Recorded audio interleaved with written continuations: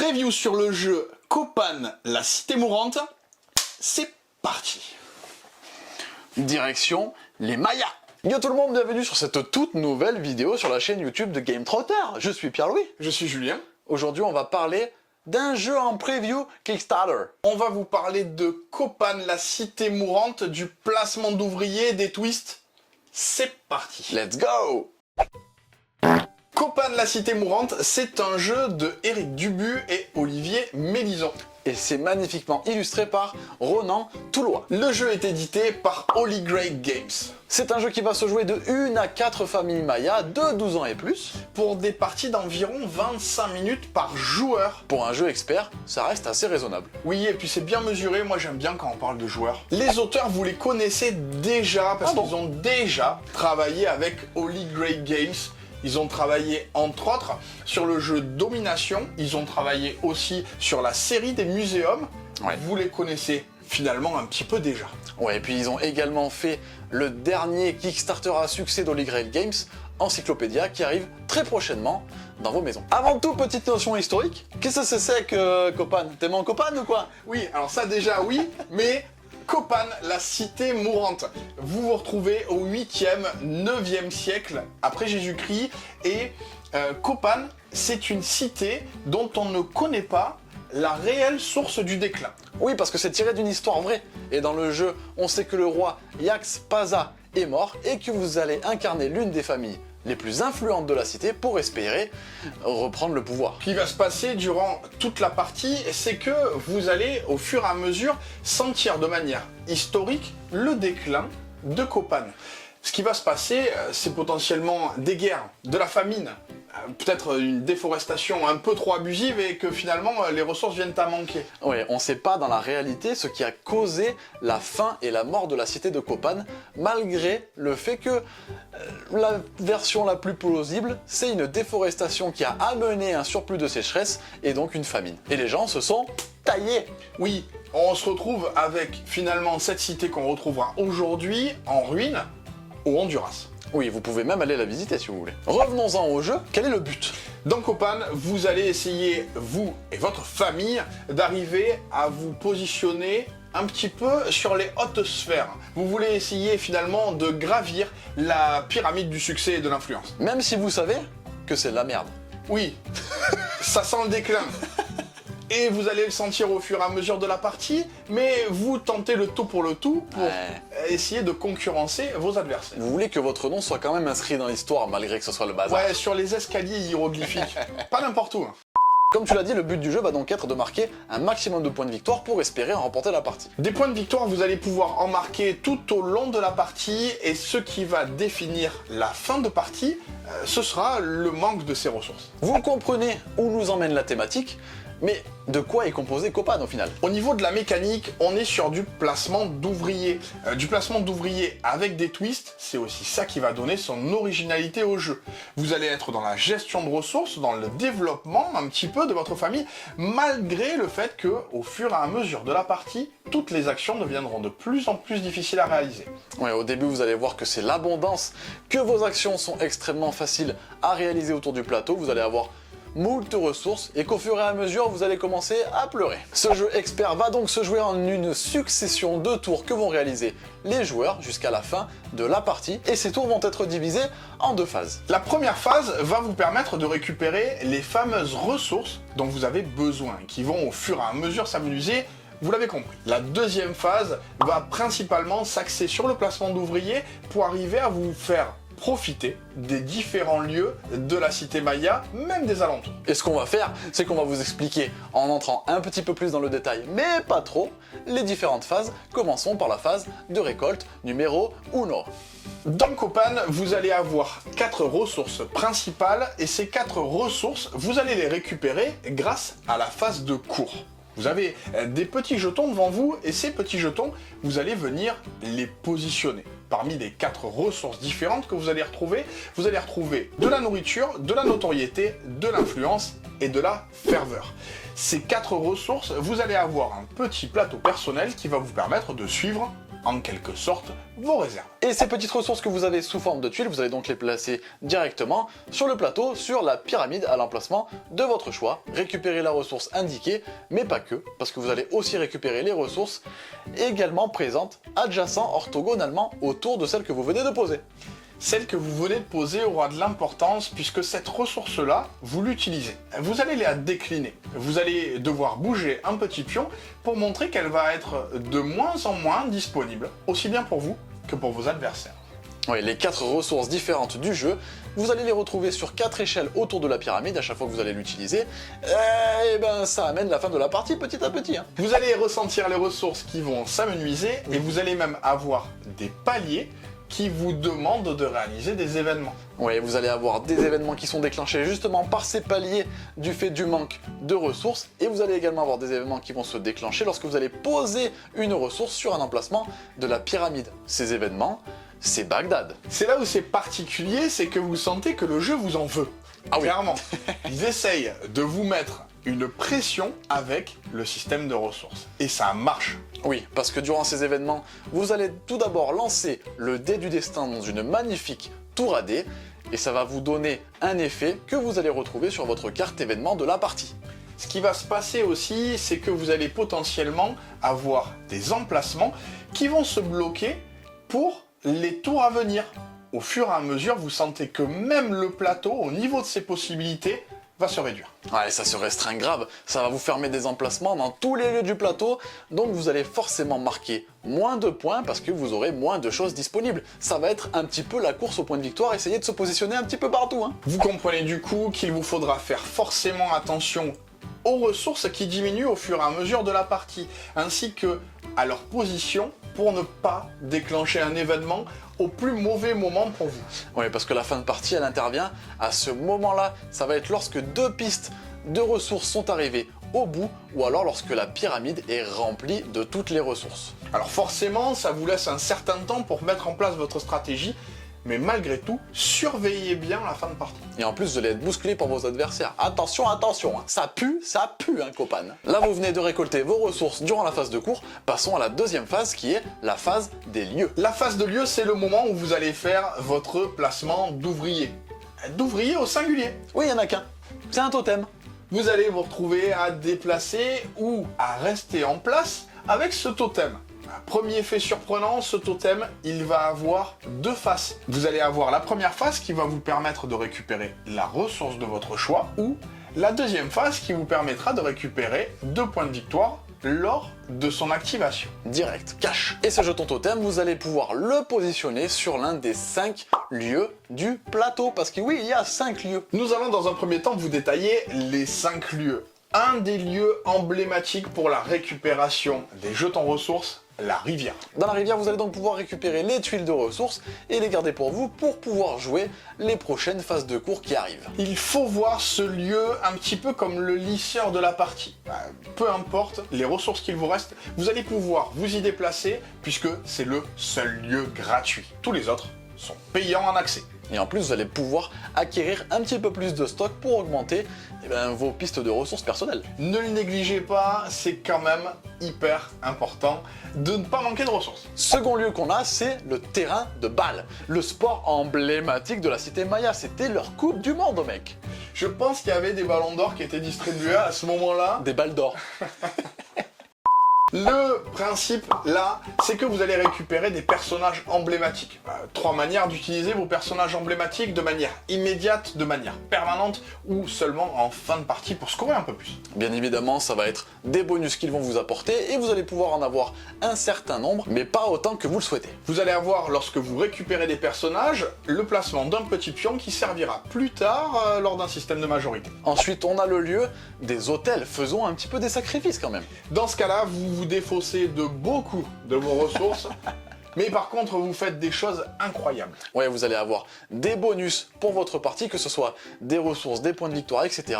Et vous allez pouvoir faire une chose incroyable, comme c'est les hôtels, vous allez pouvoir gravir les escaliers de la pyramide, ce qui est très important pour la course à la victoire. On reviendra sur les escaliers de la pyramide lorsqu'on vous parlera des points de victoire, justement, et du scoring. Un autre lieu emblématique, c'est le lieu de la diplomatie. Vous allez vous retrouver à essayer de faire des accords avec les villes voisines. Oui, vous allez créer des ambassades. C'est plus que des accords.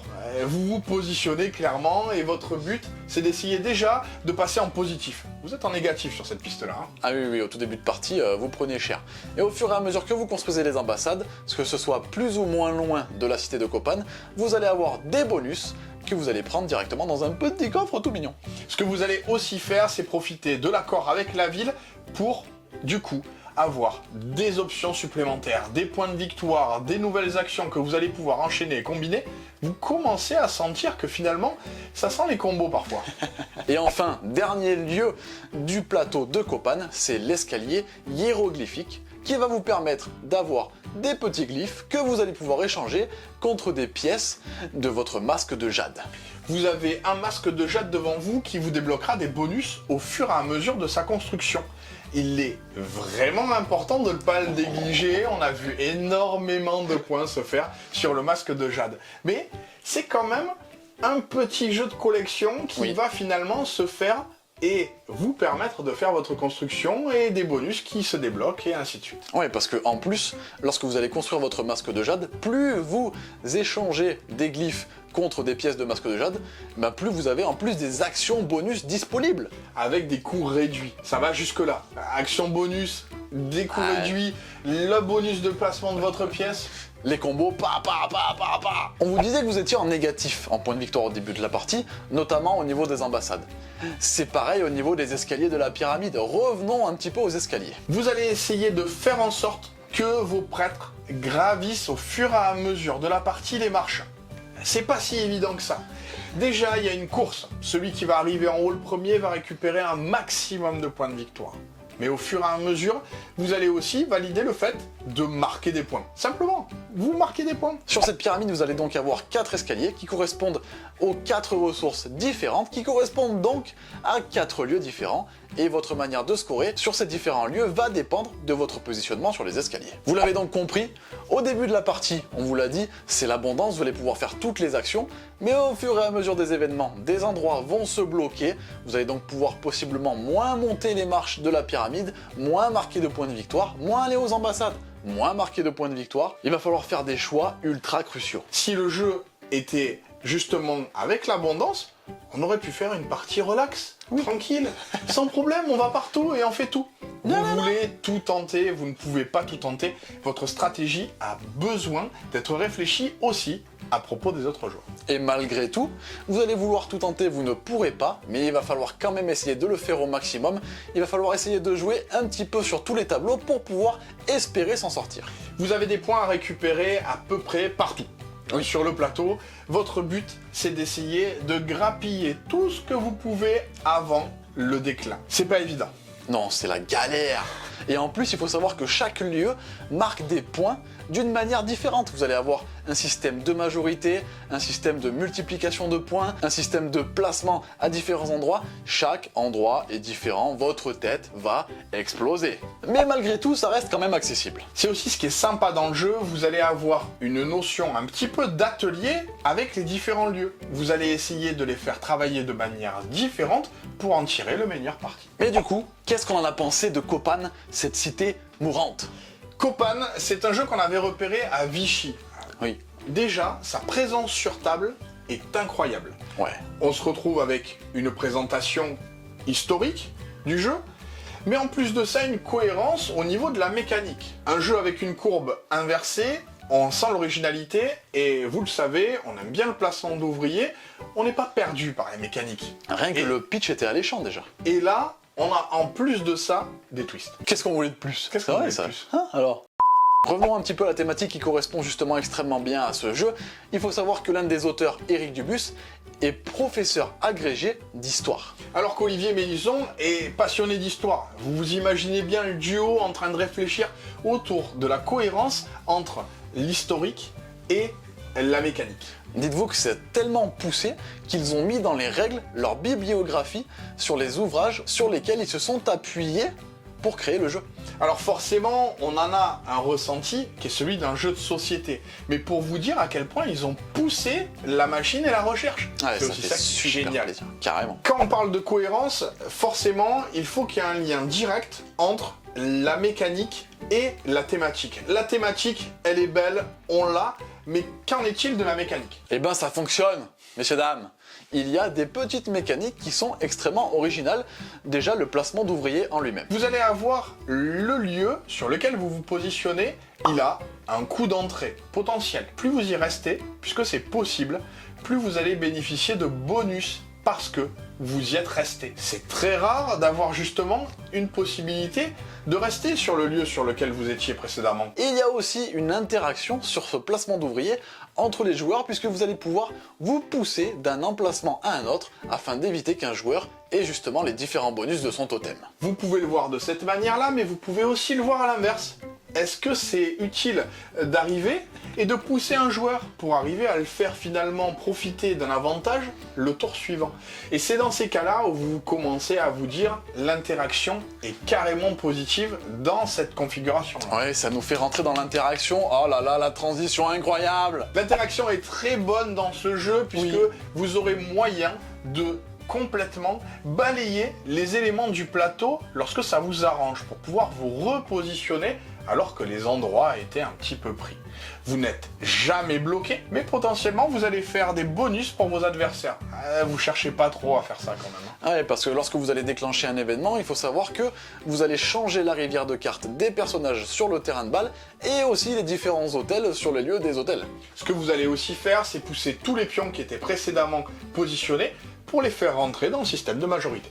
Donc ça va forcément libérer des lieux et offrir un maximum de possibilités à vos adversaires. Ce qui n'est pas forcément une bonne stratégie en soi. Hein. Ce qui est aussi intéressant, c'est qu'il y a deux tempos dans le jeu. Vous allez vous retrouver avec une stratégie sur le long terme et un aspect tactique sur le court terme. Vous allez profiter et être opportuniste parfois sur du placement, alors que de manière un petit peu permanente, vous avez votre stratégie qui se met en place. Ouais, il va falloir que quand même vous vous remettiez en question à différents moments de la partie, tout en essayant justement de garder ce fil conducteur qui va être mis carrément à mal. On aura aussi des notions d'aléatoire qui vont être données par le dé du destin, par le tirage des cartes au niveau personnage, au niveau de la collection, mais aussi au niveau de l'hôtel. Forcément, ça participe au fait que vous deviez réévaluer vos choix. Ces choix sont disponibles pour tout le monde, donc forcément, on est aussi dans un jeu où l'aléatoire est complètement maîtrisé. Vous commencez à sentir, avec cet aspect aléatoire, tous les aspects de la rejouabilité. Mais ce ne sont pas les seuls. Non, sur la rejouabilité, il faut dire qu'elle est quand même assez incroyable. Vous allez déjà avoir différentes manières de jouer votre partie avec la carte événement choisie au tout début de cette même partie. Vous allez avoir des parties courtes, moyennes ou longue durée, d'une difficulté facile, modérée ou difficile. Vous allez donc avoir 9 choix de parties différentes. Vous voulez faire une partie courte mais très difficile, c'est possible. C'est possible. Vous voulez faire une partie d'une durée moyenne facile, c'est possible. C'est possible. Tout est possible. C'est possible. C'est possible. En termes de matériel, on est chez Holy Grail Games. C'est aussi ce qui est particulier, on n'arrive presque pas à savoir si notre jeu actuellement est un prototype. Ils mettent toujours le paquet sur leur jeu. On l'a vu sur Muséum, on l'a vu sur Domination, on l'a vu sur Encyclopédia qui arrive bientôt. Copan ne déroge pas du tout à la règle, ils sont allés au bout de l'édition. On se retrouve avec un jeu qui est splendide. Et on commence à s'habituer à ça, oui. Et c'est très agréable d'avoir autant de finition sur un jeu de cette force-là. Au niveau des illustrations, c'est très joli, le plateau est très beau, les différentes cartes sont extrêmement bien illustrées également, ce qui emmène en plus de ça une lisibilité hors du commun. Au niveau pictogramme, on se pose pas deux fois la question. Non. C'est aussi ce qui est très agréable dans un jeu expert, c'est de ne pas revenir sur une fiche d'aide en se disant c'est quoi ce picto déjà? Ouais, on revient pas dans les règles, c'est vrai que c'est un point de ouf ça. Les lieux, il y a un système de points qui vous permet de savoir de quel lieu on parle, c'est évident. Ouais, et puis on les retrouve un petit peu partout sur le plateau, vous allez forcément savoir où combine votre action sur l'autre emplacement du plateau, c'est vraiment extrêmement bien fait. Chapeau, casquette, cheveux. On vous l'a dit en tout début, c'est une vidéo preview, on va donc maintenant vous parler de la campagne Kickstarter. Le jeu existera sous la forme de 2 pledges différents. Vous avez, dans un premier temps, le pledge de base. Est-ce qu'on dit de base ? Ouais, le jeu de base, ouais, ça se dit comme ça, ouais. Ce pledge de base, il est à 60 €. Et vous allez avoir la boîte de base ainsi que tout le matériel qu'on vous a possiblement présenté dans cette vidéo. Le deuxième pledge, c'est le all-in à 95 €. Oui, dans le all-in, vous allez retrouver donc le jeu de base ainsi qu'une extension qui emmène un côté narratif au jeu et encore plus de contenu qui vous seront dévoilés au fur et à mesure de la campagne. Vous êtes sur Kickstarter, ne l'oubliez pas. Dernière petite info, Copan, la cité mourante, c'est un jeu qui va être disponible en boutique. Oui, il arrive dans les boutiques en juillet 2023 si aucun retard ne se fait sentir, et vous l'avez donc deviné, il arrivera chez les backers un petit peu avant cette date-là. Bien évidemment, vous allez retrouver le lien de cette campagne Kickstarter en premier lien dans la description de cette vidéo. N'hésitez pas à aller pledger ce jeu, c'est une pépite. Nous aimerions tout particulièrement remercier Holy Grail Games pour sa confiance, puisque cette vidéo est sponsorisée pour vous faire justement part de notre coup de cœur à travers cette vidéo. Oui, sachez que, comme d'habitude, si on vous parle de ce jeu, c'est qu'il nous a plu avant tout et que notre avis est forcément sincère. Revenez! Revenez, ne partez pas tout de suite sur Kickstarter. On espère que cette vidéo vous aura plu. Arrête de rigoler! On espère que cette vidéo vous aura plu. N'hésitez pas à vous abonner à la chaîne, n'hésitez pas à nous dire ce que vous pensez de ce jeu-là, est-ce qu'il vous fait envie? N'hésitez pas à liker la vidéo, à la partager, ça nous fait comme d'habitude extrêmement plaisir. On se dit à lundi prochain pour une toute nouvelle vidéo. Et en attendant, bien sûr, Jouez bien. jouez malin. Ciao! Ça part en all-in direct.